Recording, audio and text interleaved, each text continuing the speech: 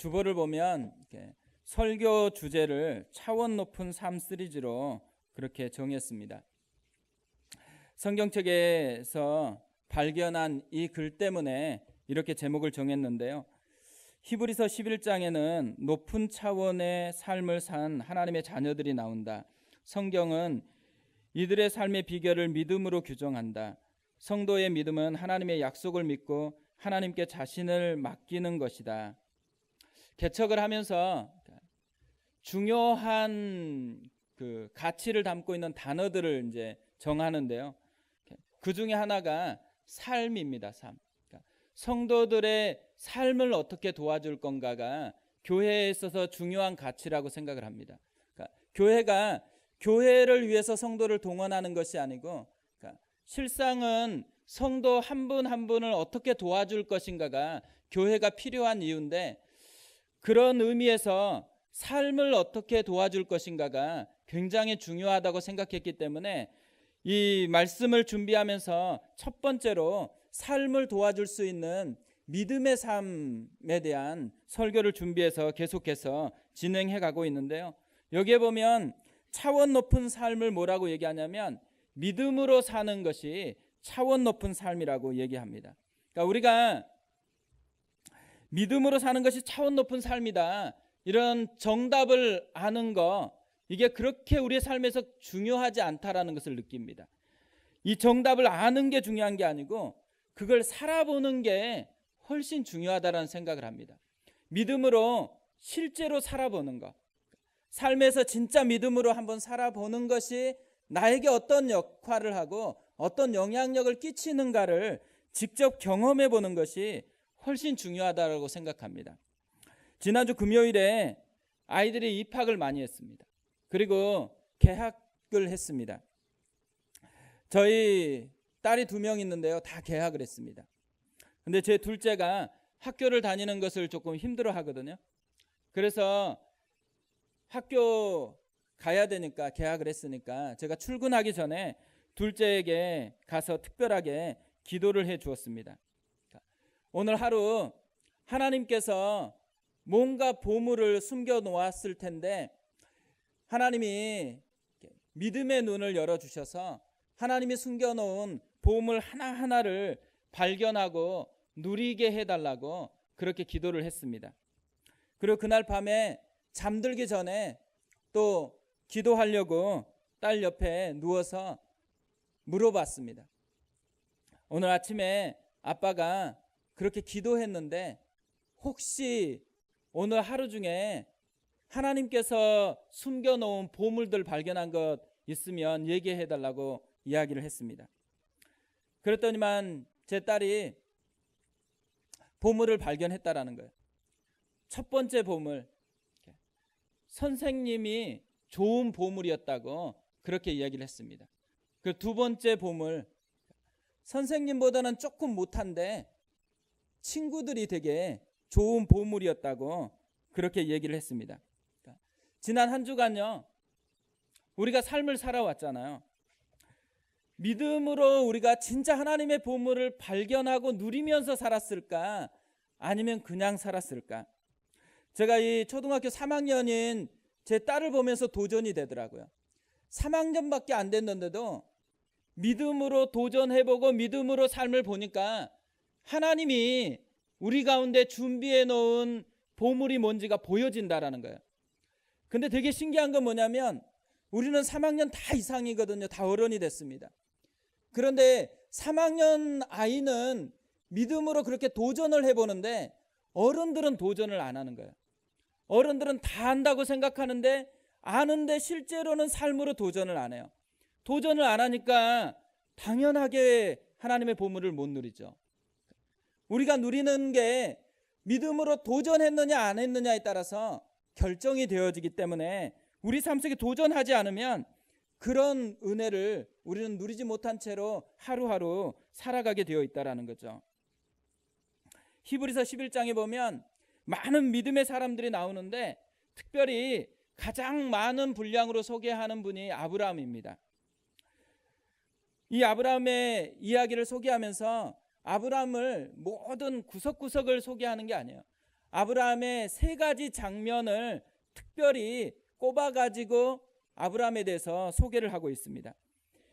첫 번째 장면이 뭐냐면 부르심의 장면입니다. 8절에 보면 믿음으로 아브라함은 부르심을 받았을 때에 순종하여 장래의 유업으로 받을 땅에 나아갈새 갈 바를 알지 못하고 나아갔으며, 부르심이 아브라함의 인생을 변화시킨 첫 번째 출발이었습니다. 모든 신앙은 다 부르심에 응답하는 것으로 시작하는 거죠. 이 부르심에 응답할 때 거듭남이 있고 하나님의 자녀가 되는 그런 권세를 누리는 것이죠. 두 번째로 이 아브라함의 두 번째 장면은 더 나은 본향을 사모하는 장면이었습니다. 16절에 보면 그들이 이제는 더 나은 본향을 사모하니 곧 하늘에 있는 것이라. 이러므로 하나님이 그들의 하나님이라 일컬음 받으심을 부끄러워하지 아니하시고 그들을 위하여 한 성을 예비하셨느니라. 더 나은 본향은 신앙의 종착역입니다. 신앙은 더 나은 본향에 입성하는 것으로 완성이 되어집니다. 세 번째 아브라함의 장면이 오늘 말씀입니다. 17절을 보면 아브라함은 시험 받을 때에 믿음으로 이삭을 드렸으니 그는 약속들을 받은 자로 돼 그 외아들을 드렸느니라. 하나님께서 세 번째로 선정한 장면은 시험 받을 때입니다. 여기서 시험이라는 말이 헬라어로는 페라이조라는 단어인데요. 이 단어가 세 가지 의미로 쓰여집니다. 시도하다, 그러니까 try라는 의미고요. 시험하다, 테스트, 유혹하다, 템프트, 이렇게 세 가지 의미로 쓰여집니다. 한 단어인데 상태가 점점 나빠지고 망가지는 방향으로 이끌어갈 때는 유혹하다라고 번역을 합니다. 그런데 점점 더 좋아지는 방향으로 그런 모습으로 번역이 될 때는 시험하다라는 뜻으로 번역을 합니다. 주로 마귀와 연결이 되어 있으면 유혹하다라는 단어가 됩니다. 그런데 하나님과 연결되어 있으면 시험하다라는 단어로 번역이 됩니다. 아브라함이 누구에게 시험을 받았을까요? 창세기 22장 1절에서 2절에 보면 이렇게 되어 있습니다. 그 일 후에 하나님이 아브라함을 시험하시려고 그를 부르시되 아브라함아 하시니 그가 이르되 내가 여기 있나이다. 여호와께서 이르시되 내 아들 내 사랑하는 독자 이삭을 데리고 모리아 땅으로 가서 내가 내게 일러준 한 산 거기서 그를 번제로 드리라. 마귀가 아닙니다. 하나님이 아브라함을 시험하셨습니다. 그리고 하나님께서 아브라함을 시험하시면서 시험 과목이 뭐냐면 이삭을 번제로 드리라는 것이었습니다. 여기서 번제로 드린다라는 것은 짐승을 죽여가지고 피를 뽑고 각을 다 떠서 불에 태워서 드리는 제사를 의미합니다. 이삭이 누구일까요? 약속을 받아서 아브라함이 100세에 낳은 아들입니다. 이 표현대로 2절에 보면 내 아들 내 사랑하는 독자라고 합니다. 이걸 보면 아브라함이 끔찍하게 사랑했던 아들, 아브라함의 전부였습니다. 아마 아브라함의 눈에는 이삭밖에 없었을 것 같아요. 전에는 아브라함이 하나님으로 마음이 가득했어요. 그러나 이삭이 태어나고 난 후부터는 아브라함의 온 마음은 이삭으로 가득 채워졌습니다. 그런데 그런 이삭, 자기 전부고 자기 온 마음을 빼앗았고 자기의 온 눈에 가득한 그 이삭을 지금 번제로 바치라는 것입니다. 쉬운 문제가 아니죠. 하나님께서 왜 아브라함에게 이런 어려운 시험 문제를 낼까요? 아브라함이 어느 정도 믿음의 수준에 도달했는지 그거를 하나님께서 파악하려고 이 시험 문제를 낸 게 아닙니다. 하나님은 다 아시는 분이세요. 굳이 시험할 필요가 없습니다. 또 세상처럼 실력을 평가해서 등수를 매기고 또 떨어뜨리려고 그러려고 하나님께서 시험하시는 것도 아니죠. 신명기 8장 16절에 보면 하나님께서 자기 백성을 시험하신 이유를 이렇게 말씀합니다. 내 조상들도 알지 못하던 만나를 광야에서 내게 먹이셨나니 이는 다 너를 낮추시며 너를 시험하사 마침내 내게 복을 주려 하심이었느니라. 마침내 내게 복을 주시려고 시험하고 있다라는 거죠. 이 시험을 주는데 초점이 어디 있냐면 하나님 자신에게 있지 않아요. 마침내 너에게 초점이 있습니다. 그러니까 하나님께는 굳이 시험이 필요한 게 아니에요. 시험은 누구에게 필요한 거예요? 당하는 그 사람에게 시험이 필요한데 하나님이 당하는 그 사람을 어떻게 하기 위해서 시험이 필요하다 그래요? 마침내 복을 주시려고. 하나님께서 아브라함을 시험하셨어요. 왜 시험을 해요? 하나님께서 아브라함을 시험한 이유는 뭐냐면 마침내 복을 주시려고. 하나님이 아브라함에게 축복의 사람이 되라고 그렇게 얘기했습니다. 근데 그 축복의 사람이 진짜가 되게 하도록, 아브라함이 실제로 자신이 복을 누리고 복을 전파하는 그 사람이 되게 하기 위해서 아브라함을 시험하시는 게 필요했다라는 거죠. 그래서 하나님께서 아브라함이 시험을 마치자마자 아브라함에게 이렇게 선언을 하십니다. 창세기 22장 16절 18절에 보면요, 이르시되 여호와께서 이르시기를 내가 나를 가리켜 맹세하노니 내가 이같이 행하여 내 아들 내 독자도 아끼지 아니하였은즉 내가 내게 큰 복을 주고 내 씨가 크게 번성하여 하늘의 별과 같고 바닷가의 모래와 같게 하리니 내 씨가 그 대적의 성문을 차지하리라. 또 내 씨로 말미암아 천하 만민이 복을 받으리니 이는 내가 나의 말을 준행하였음이니라 하셨다 하니라. 마치요 하나님이 막 기다리신 거예요. 너무너무 아브라함을 축복하고 싶은데 아브라함의 시험이 다 끝나기를 계속 기다리셨다가 끝나자마자 하나님께서 자기 마음속에 주고 싶었던 축복을 계속해서 선언하고 있는 것이죠. 그러니까 안달이 난다 이런 표현 있잖아요. 이런 표현 아세요 혹시? 근데 하나님이 마치 그런 모습이라는 거예요. 하나님 지금 아브라함에게 축복을 막 전해주고 싶어서 안달이 나셨습니다. 그것이 하나님의 모습이라는 거죠. 그러니까 이 모습을 보면 하나님은 시험 자체에 그렇게 관심이 없어요. 근데 사람은 시험에 되게 관심이 많아요. 하나님은 어디에 관심이 있어요? 하나님은 이 시험을 통해서 나누어 주고 싶은 축복에 관심이 있다라는 거죠. 아브라함의 이 세 가지 장면, 부르심, 본향, 시험. 부르심은 시작이었습니다. 본향은 마지막이에요. 시작과 마지막 이 사이에 있는 삶, 그게 뭐냐면 시험입니다. 시험의 문제죠. 하나님은 이 사이에 아브라함이 뭘 누리기를 원하는 거예요? 시험 때문에 괴로워하는 게 하나님의 뜻이 아니에요. 하나님께서 이 시작과 주님의 나라에 입성하기 전까지 하나님의 축복을 누리기를 원하신 거죠. 하나님의 축복을 실제로 몸으로 경험하기를 원해서 이 사이에 세 번째 장면으로 시험 당하는 모습을 하나님께서 소개하고 있다라는 거죠. 아브라함만 그런 게 아닙니다. 우리도 예수님을 영접하고 부르심에 반응해서 신앙생활을 시작하죠. 그리고 우리도 하나님 나라에 입성하면 우리의 신앙이 완성이 되어집니다.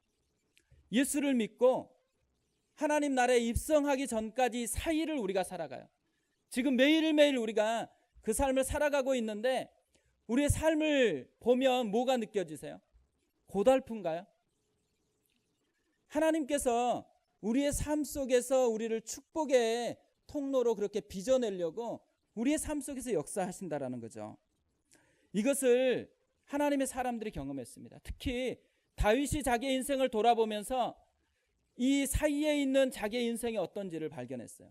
그래서 시편 23편을 노래했습니다. 여호와는 나의 목자시니 내게 부족함이 없으리로다. 그리고 나서 쭉 삶을 이야기하다가 마지막을 이렇게 얘기하면 내 평생의 선하심과 인자하심이 정녕 나를 따르리니 내가 여호와의 집에 영원히 살리로다. 여호와가 내 목자가 되셔서 함께하는 삶을 시작해서 내 아버지 집에 영원히 거하는 이 사이에 뭐가 있냐면 선하심과 인자하신 하나님이 계속해서 자기를 빚어주고 함께했던 것을 경험한 거죠. 그걸 통해서 뭘 누린 거예요? 하나님의 축복을 누린 거예요. 다윗이 실제로 그런 축복을 누렸다라는 거죠. 그래서 야고보 사도는 너희가 시험을 당하거든 온전히 기쁘게 여기라고 그렇게 이야기를 합니다. 우리가 우리의 삶에 실제로 돌아와 보세요. 시험을 당해요. 기뻐요? 힘들어요? 너무 기쁜 분. 시험만 오면 막 너무 기뻐가지고 시험을 간절히 사모하는 분 계세요? 대부분 그렇지 않아요. 시험을 당하면 근심이 생깁니다. 왜 그런 근심이 생길까요? 우리 불행이 뭐냐면 이렇게 축복으로 빚어내시는 하나님은 안 보이고요. 우리 앞에 시험만 보이는 거예요. 시험만 크게 보여요. 힘든 것만 계속해서 크게 보이기 때문에 우리가 그런 힘겨운 삶을 계속해서 살아간다라는 거죠. 사실 이게 우리만 그런 게 아니에요. 아브라함도 그랬습니다. 아브라함이 이렇게 갑작스러운 시험을 당하니까 기뻤던 게 아니에요. 이전에 이삭 때문에 너무 기뻤었는데 갑자기 이삭을 바치라고 하니까 마음에 잔뜩 먹구름이 끼게 되었습니다. 그 먹구름이 뭐겠어요? 엄청난 부담.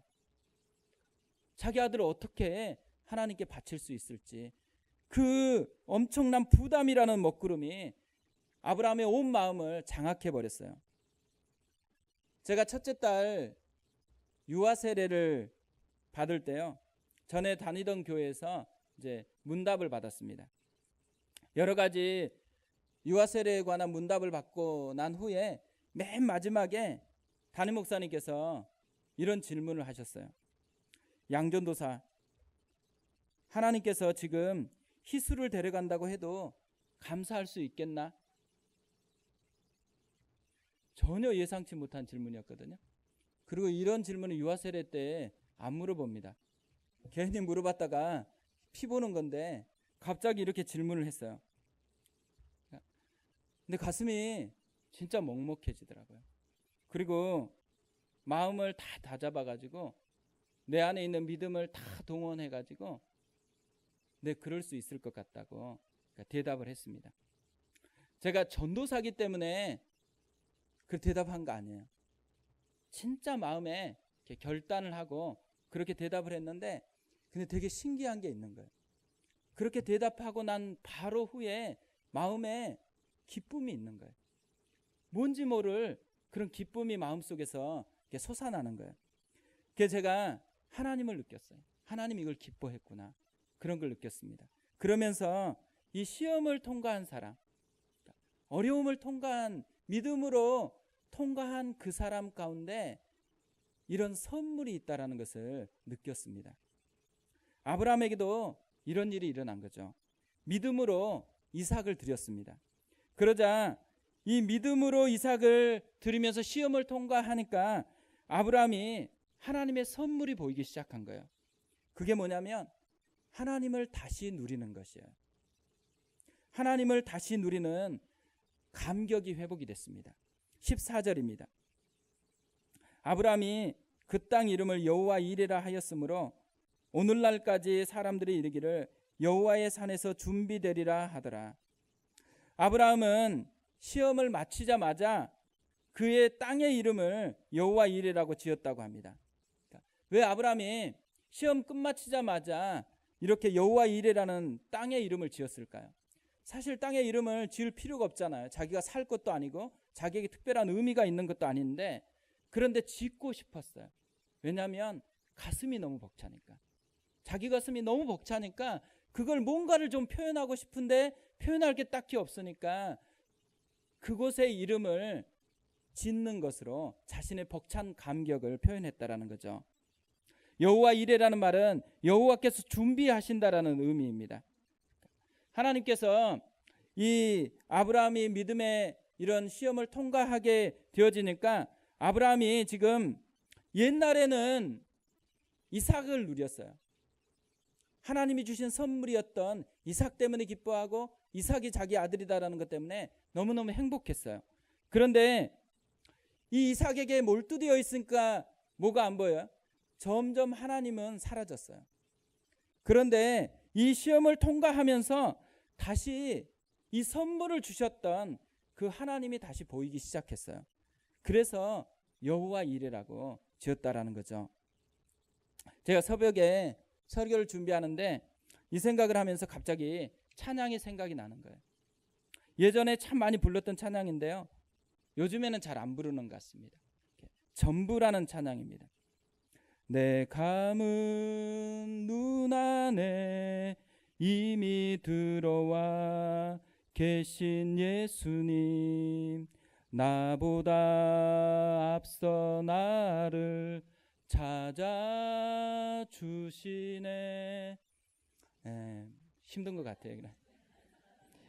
내 뻗은 두 손 위로 자비하심을 내어주시니 언제나 먼저 나를 위로하시네. 내 노래 가운데 함께 즐거워하시는 늘 나의 기쁨이 되시네.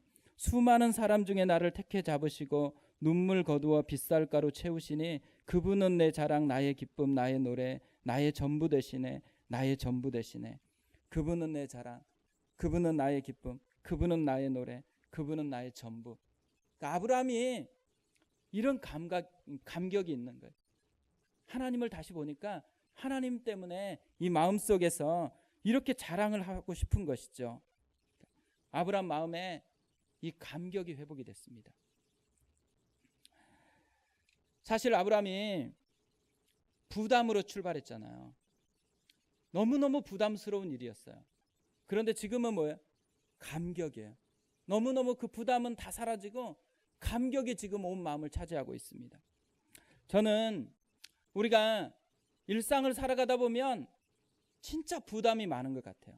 저희가 신방을 해봐도 신방하는 가정마다 부담이 없는 가정은 없는 것 같아요.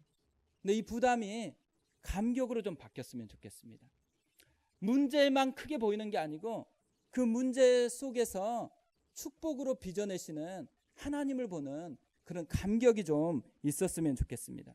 그래서 오늘 말씀을 통해서 이 부담을 감격으로 바꾸기 위해서 해야 할 두 가지를 좀 살펴봤으면 좋겠습니다. 첫 번째로는 먼저 순종하면서 생각하라는 것입니다.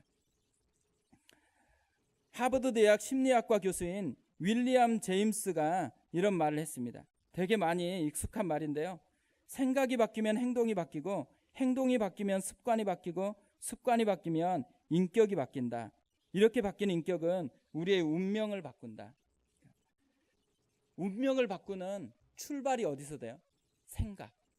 인생이 어디서 바뀌냐면 생각에서 바뀌기 시작한다라는 거죠.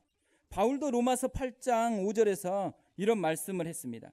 육신을 따르는 자는 육신의 일을, 영을 따르는 자는 영의 일을 생각하나니 생각이 행동을 결정한다라는 거죠. 마귀도 이 사실을 잘 알고 있어요. 그래서 뭘 공격해요? 생각을 공격합니다. 요한복음 13장 2절에 보면 마귀가 벌써 시몬의 아들 가룟 유다의 마음에 예수를 팔려는 생각을 넣었더라. 생각입니다. 생각. 인생의 운명을 결정하는 전쟁터가 생각이라는 전쟁터예요. 그래서 생각을 잘 관리하는 것이 정말 지혜로운 거죠. 아브라함에게는 이런 생각을 관리하는 지혜가 있었습니다. 19절에 보면 그가 하나님이 능히 이삭을 죽은 자 가운데서 다시 살리실 줄로 생각한지라, 비유컨대 그를 죽은 자 가운데서 도로 받은 것이니라. 생각한지라. 약속의 자녀였잖아요, 이삭이. 근데 죽이라 그랬어요. 이 이삭을 통해서 하늘의 별과 같이 자손이 많아질 거라 그랬어요. 그런데 지금 그를 번제로 드리라 그래요. 그러니까 약속한 거다고요. 지금 명령한 것 사이에 굉장히 큰 모순이 있어요. 충돌이 일어나고 있습니다. 하나님이 이렇게 하시면 우리는 보통 어떻게 행동을 해요? 불만을 제기하거나 따지죠. 하나님이 어떻게 나에게 이런 무리한 요구를 하시냐고. 하나님이면 그럴 수 없다고 그렇게 따지죠. 또 어떤 분은 아예 그런 요구는 하나님이 하시지 않을 거라고 생각하고 무시해버려요. 그래서 우리가 대부분 순종하지 않는 건 좀 부담스럽다. 하나님이 어떤 조금 부담스러운 요구를 하면 어때요? 하나님은 그런 요구를 하실 분이 아니라고 무시해버리는 그런 형태가 나타나죠. 그런데 아브라함이 어떻게 행동해요? 생각한지라. 아브라함은 하나님께서 그런 요구를, 그런 명령을 하실 수 있다고 그렇게 여겼습니다. 왜냐하면 하나님은 창조주이시고 자신은 피조물이기 때문에. 그리고 또한 하나님이 이때까지 경험했던, 자신이 만났던 하나님은 어떤 분이세요? 자신이 만났었던, 자신이 아는 하나님의 성품을 기대보고 또 그분의 능력을 기대어 봤었을 때 하나님께서 이런 모순된 명령을 했다면 뭔가 의미가 있을 거라고 생각한 거죠.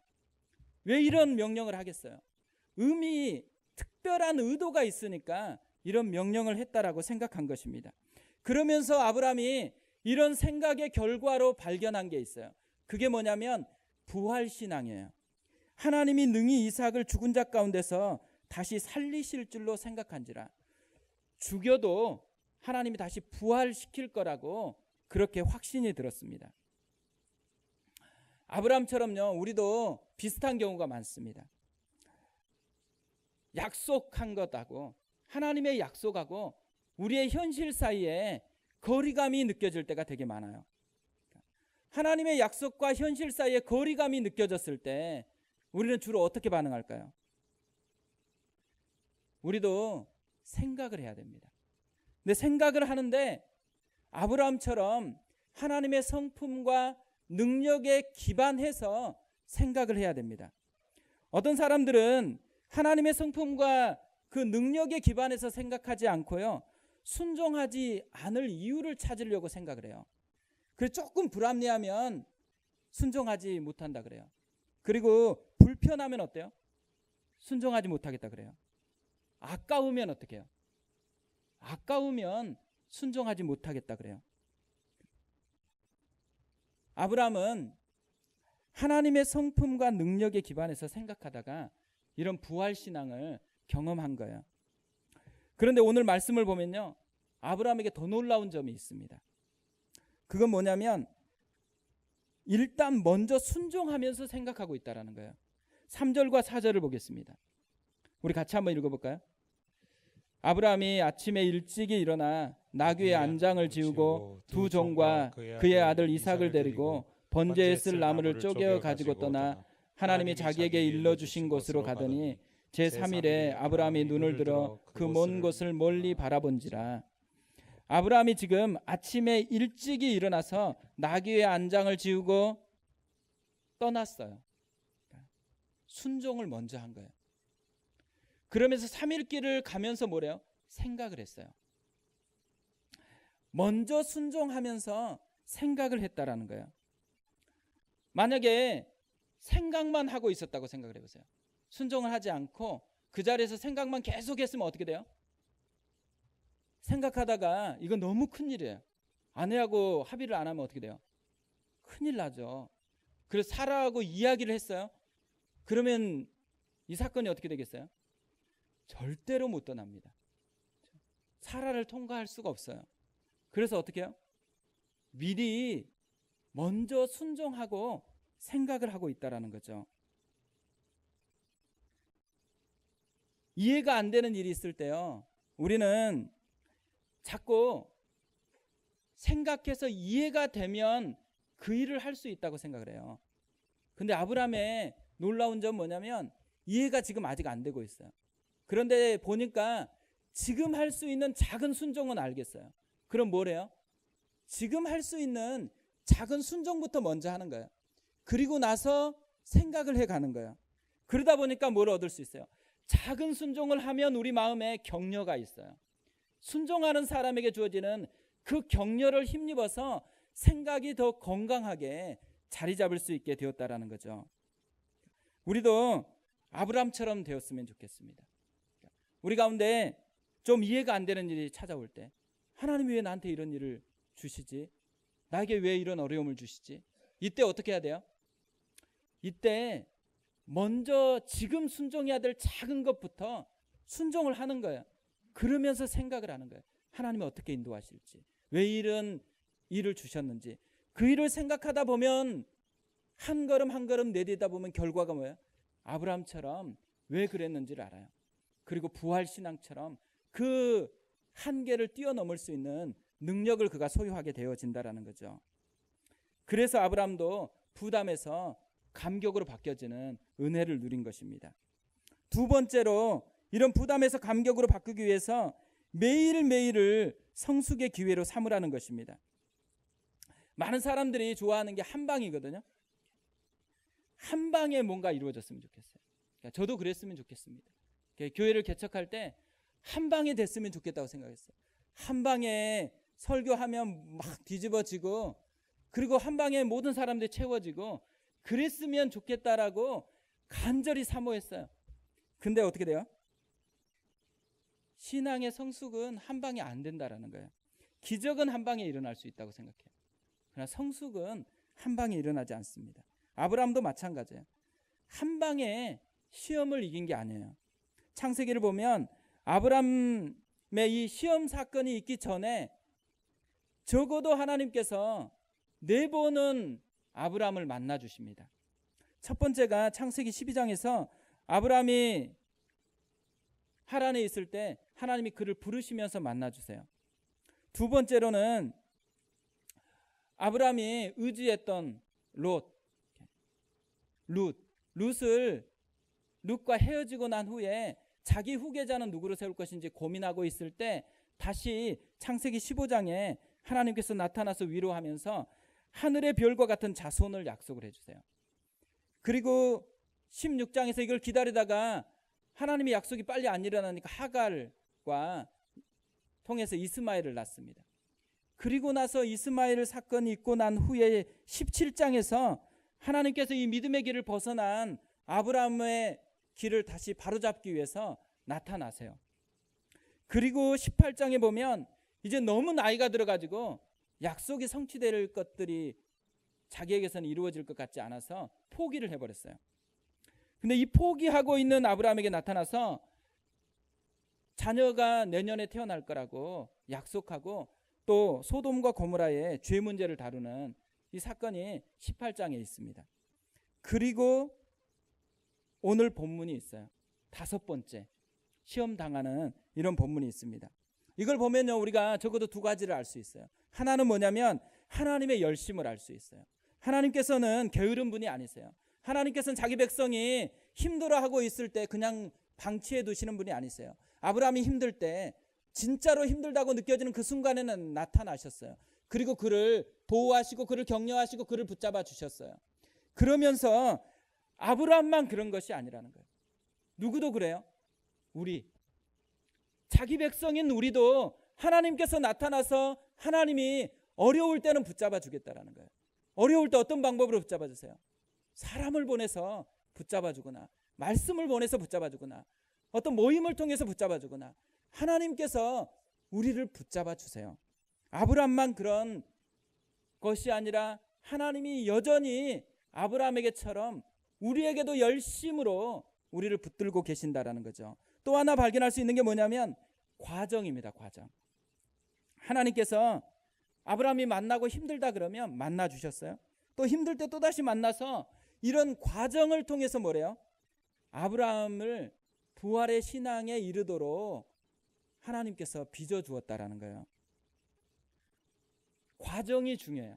많은 사람들이 과정을 뛰어넘어서 한 방으로 가려고 하니까 하나님의 은혜를 잘 못 누리는 거예요. 하나님은 과정을 통해서 우리를 빚어가시는 분이시다라는 거죠. 신앙에는 인스턴트나 자판기가 없어요. 아인슈타인이 이런 말을 했습니다. 삶을 사는 방법은 딱 두 가지다. 하나는 아무것도 기적이 아닌 것처럼 사는 것이다. 다른 하나는 모든 것이 기적인 것처럼 사는 것이다. 그리스도인은 어디에 속할까요? 우리가 진짜 믿음이 있다, 살아가는데 진짜 믿음이 있다라는 것은 후자, 모든 것이 기적인 것처럼 사는 것이다. 왜 그러겠어요? 하나님이 살아계시니까, 하나님이 함께 하시니까. 아브라함을 보면 기적인 것 같은데 내 삶을 보면 기적이 아닌 것 같아. 그러면 뭘 구해야 돼요?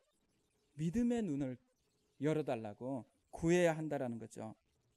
사실 아브라함의 인생을 보면 아브라함도 자신의 삶 가운데서 매일매일이 하나님이 자기를 만져주실 수 있는 기적의 그런 시간일 것 같다라는 마음을 가졌어요. 그래서 어떻게 해요? 아브라함이 이동하는 곳마다 제단을 쌓아요. 그리고 제사를 드려요. 왜 이제 제단을 쌓고 제사를 드리겠어요? 그리고 하나님의 이름을 불러요. 기대감이 있는 거죠. 하나님이 그날 자기를 만나 주실 수 있으니까. 하나님이 또 일상 한 걸음 한 걸음 걸을 때마다 그곳에 하나님이 계시니까 자기를 붙들어 주실 것이라는 이 믿음을 가지고서, 그 기대감을 가지고서 아브라함은 살았습니다. 우리도 마찬가지죠. 우리도 매일매일이 아브라함처럼 하나님을 경험하는 기회라고 믿어야 한다라는 거죠. 하나님은 매일매일 우리의 현재에서 우리를 빚어가세요. 매일매일이 그래서 성숙할 수 있는 하나님을 만나는 기회라는 거죠. 제가 담임 목사가 되고서요, 이제 2달이 지나고 3달째거든요. 근데 마음속에 뭐가 생기냐면 간절히 사모하는 거 한 가지가 성숙을 하고 싶은 거예요. 그러니까 조금 더 빠르게 그렇게 성숙하고 싶은데, 그러니까 무슨 마음이 드냐면 점핑을 하고 싶은 거예요. 좀 빨리 좀 속성으로 그렇게 성숙했으면 좋겠다. 그래야지 함께하는 성도들에게도 유익이 되잖아요. 근데 성숙은 그렇게 오는 게 아니더라고요. 성숙은 점핑이 아니에요. 하나하나가 쌓여서 성숙이 되어진다라는 거죠. 제가 그것을 보면서 깨달은 게 마가복음 1장 35절 말씀입니다.